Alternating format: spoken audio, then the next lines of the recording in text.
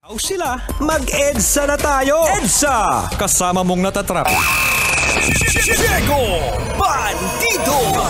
Go Diego! Go Diego! Go Diego! EDSA!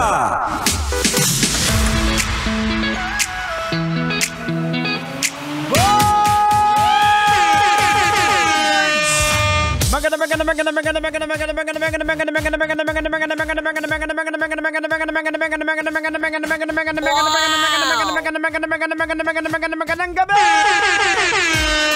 Metro and Mega Manila, give it a quick check. It is now 29 minutes after 8 o'clock in the evening.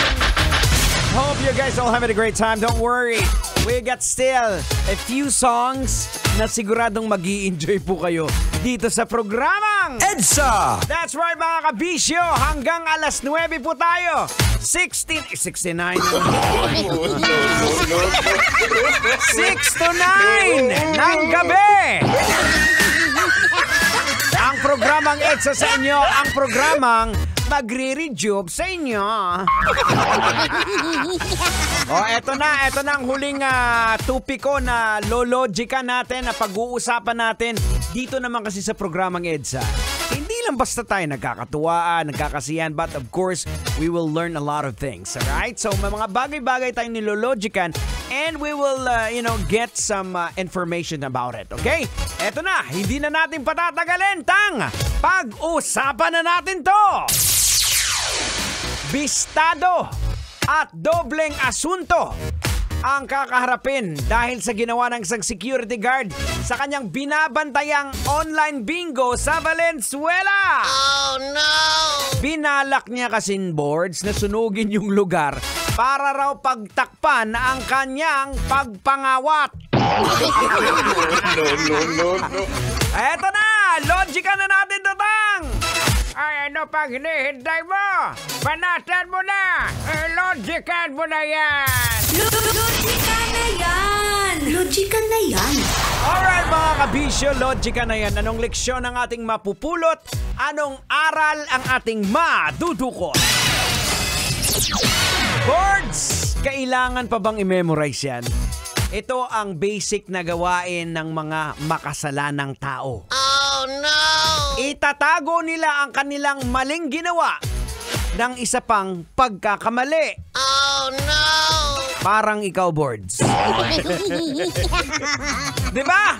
Nahuli ka na may kachat ka ng asawa mo na babae. Anong ginawa mo? Bigla mong pinasa yung chick sa kumpare mo. No. Sinabi mo na, hindi ko chicks yan. Kay kumparing Diego yan. Diba?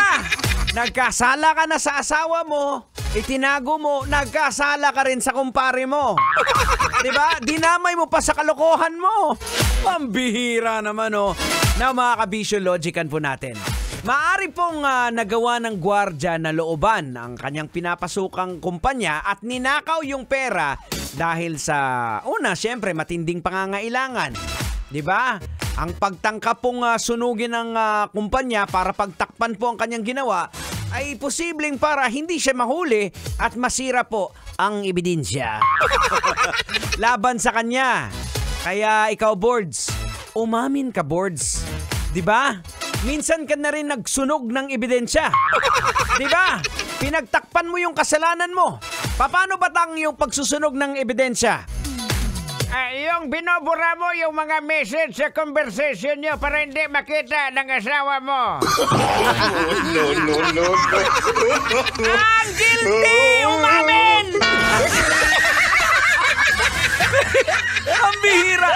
Kung sa bagay, masasabi din natin pagsusunog ng ebidensya yan. Well, in fact, mga kabisyo, kung titingnan po natin in Hebrews chapter 10, verse 26 to 27, ang sabi po sa Bible, Dear friends, if we deliberately continue sinning after we have received knowledge of the truth, there's no longer any sacrifice that will cover these sins.